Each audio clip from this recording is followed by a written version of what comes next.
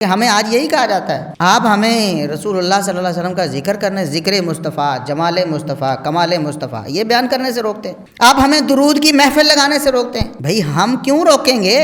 اللہ کے رسول صلی اللہ علیہ وسلم کا ذکر تو سعادت ہے، آپ صلی اللہ علیہ وسلم کا ذکر تو عبادت ہے، آپ صلی اللہ علیہ وسلم کا جمال اور کمال یہ تو ہمارا دین اور ہماری شریعت ہے، آپ صلی اللہ علیہ وسلم پر درود تو نجات کا سبب ہے، ہم کیوں روکیں گے اس سے؟ ہمیں آپ سے وہی اختلاف ہے جو عبداللہ ابن عمر رضی اللہ عنہما کو تھا۔ عبداللہ ابن عمر رضی اللہ عنہما ان کے پہلو میں ایک شخص کھڑا تھا، اس نے چھینک مار دی، چھینک مار کے اس نے کہا الحمدللہ والسلام علی رسول اللہ، اللہ کا شکر ادا کرتا ہوں اور رسول اللہ صلی اللہ علیہ وسلم پر سلام بھیجتا ہوں۔ عبداللہ بن عمر رضی اللہ عنہما نے سب سے پہلے اس اشکال کو دور کیا جو آج ہم دور کرنا چاہتے ہیں، اور لوگ ہمیں ملامت کرتے ہیں کہ آپ ہمیں نیکی سے روک رہے ہیں، ہمیں نیک اعمال سے روکتے ہیں۔ عبداللہ بن عمر رضی اللہ عنہما نے سب سے پہلے نباز تھے نا، طبیب سے تھے، ان کو پتہ تھا کہ سننے کے بعد اس کے ذہن میں فوری یہ بات آئے گی کہ اللہ کے رسول صلی اللہ علیہ وسلم پر سلام سے روک رہے ہو۔ عبداللہ بن عمر رضی اللہ عنہما نے فرمایا نا بھی الحمدللہ کہنا تو اللہ کے رسول صلی اللہ علیہ وسلم کا طریقہ ہے نا، وہ تو چھینک مار کے کہنا، سلام کیوں پڑھ رہے ہو، سلام کیوں کر رہے ہو؟ تو آگے سے اس نے یہی کہنا تھا کہ سلام نیک عمل ہے، ہم کیوں نہ سلام کریں، اللہ کے رسول صلی اللہ علیہ وسلم پر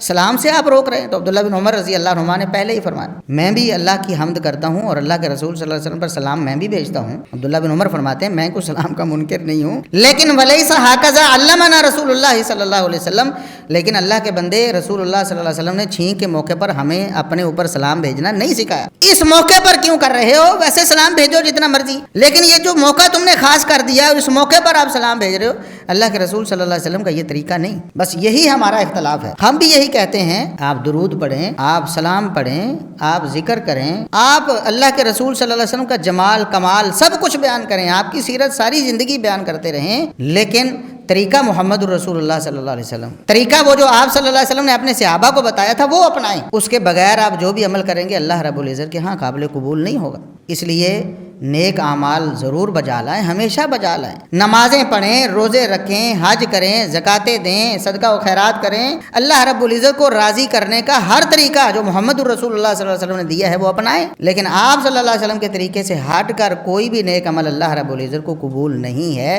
یہ بات اللہ رب العزت نے کلیئر کٹ بتا دی، یہ بات محمد الرسول اللہ صلی اللہ علیہ وسلم نے کلیئر کٹ بتا دی۔